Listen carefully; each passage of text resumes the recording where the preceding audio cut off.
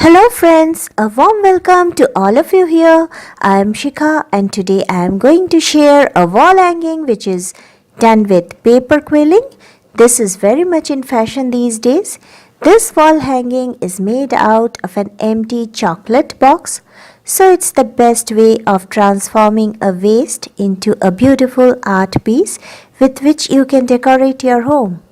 See how elegant it is looking? So here we start. I have taken an empty chocolate box. You can take even a dress material or shirt box also. Enjoy watching the tutorial with me.